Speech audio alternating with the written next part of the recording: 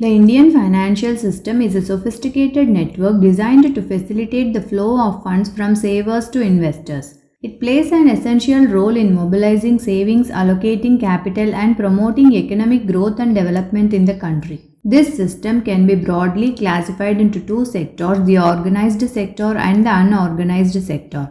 Each sector comprises various institutions, markets, instruments, and services, all of which work together to support the financial stability and economic progress of India. In this video, we will look into the components of both sectors with a particular focus on the organized sector. The organized sector consists of formal financial institutions regulated by various authorities. These institutions are crucial for channeling funds effectively and ensuring financial stability. Let's explore the key components of this sector. Under that, first one is banks. Banks are the backbone of the Indian financial system. They accept deposits from customers and provide loans and other financial services. In India, banks can be categorized into three main types: public sector banks, private sector banks, and foreign banks. Public sector banks are owned by the government. Examples include State Bank of India, Punjab National Bank, and Bank of Baroda. Public sector banks play a significant role in financial inclusion and the implementation of government policies. Private sector banks are owned by private entities. Notable examples include ICICI Bank, HDFC Bank, and Axis Bank. Private sector banks are known for their efficiency, technological adoption, and customer service. Foreign banks operate in India but have their headquarters outside the country.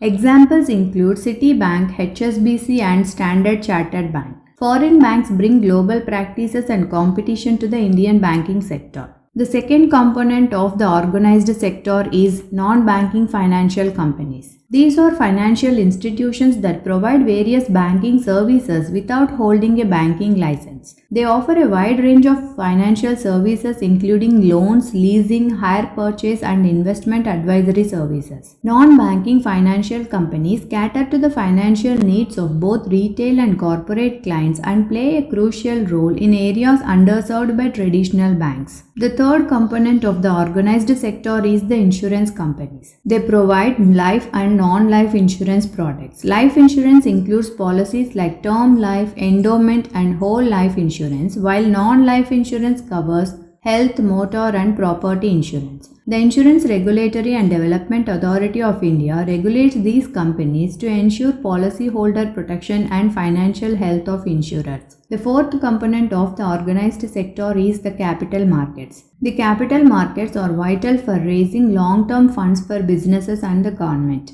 The primary components of the capital market in India include stock exchanges and intermediaries. Under the stock exchanges, the Bombay Stock Exchange and the National Stock Exchange are the two major stock exchanges. They provide platforms for buying and selling stocks, bonds, and other securities. The intermediaries include brokers, depositories, and registrars who facilitate trading, custody, and transfer of securities. The Securities and Exchange Board of India regulates these intermediaries to ensure market integrity and investor protection. The fifth component of the organized sector is mutual funds. Mutual funds pool money from investors and invest it in a diversified portfolio of securities such as stocks and bonds. They offer retail investors an opportunity to participate in the financial markets indirectly with the benefits of diversification and professional management. Mutual funds are regulated by the Securities Exchange Board of India, which ensures transparency and investor protection. The sixth component of the organized sector is pension funds. Pension funds manage retirement savings and invest them to generate returns for pensioners. These funds play a critical role in providing financial security to the elderly.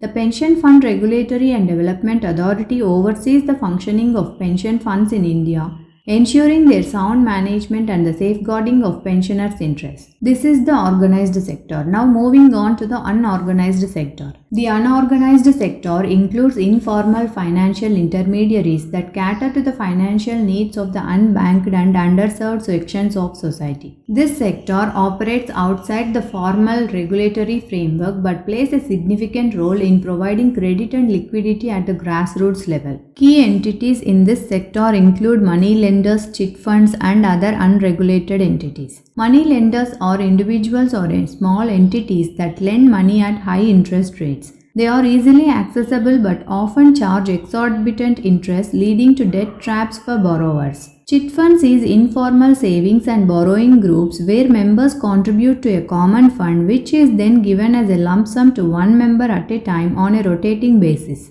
Though they offer flexibility and quick access to funds, chit funds can be risky if not managed properly. Various other entities provide financial services without formal oversight, including pawn shops, community savings group, and informal credit associations. These entities fill gaps left by the formal financial sector but lack consumer protection mechanisms. Moving on to the role of regulatory bodies. To maintain stability and integrity in the financial system, several regulatory bodies oversee different segments of the market. First one is the Reserve Bank of India. As the central bank, Reserve Bank of India regulates the monetary and credit system, manages foreign exchange and oversees the banking sector. It ensures liquidity, solvency and smooth functioning of the financial institutions. Second one is Securities and Exchange Board of India. SEBI regulates the securities market, protecting investors' interests and ensuring fair and transparent market operations. It oversees stock exchanges, brokers, mutual funds and other market participants. Third one is Insurance Regulatory and Development Authority of India.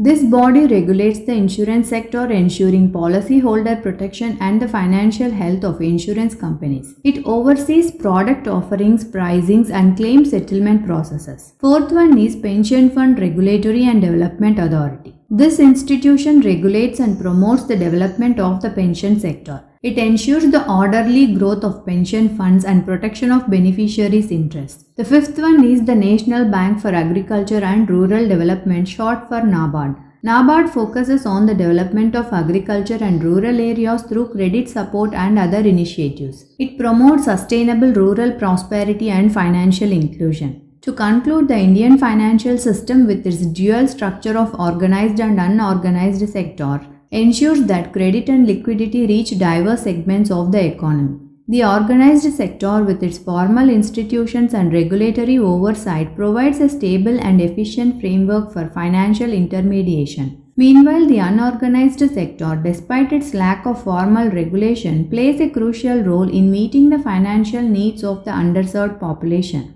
Understanding the structure and functioning of the Indian financial system is essential for comprehending its impact on economic development and policy formulation. As India continues to grow, the integration and regulation of both sectors will be vital in fostering inclusive and sustainable financial progress.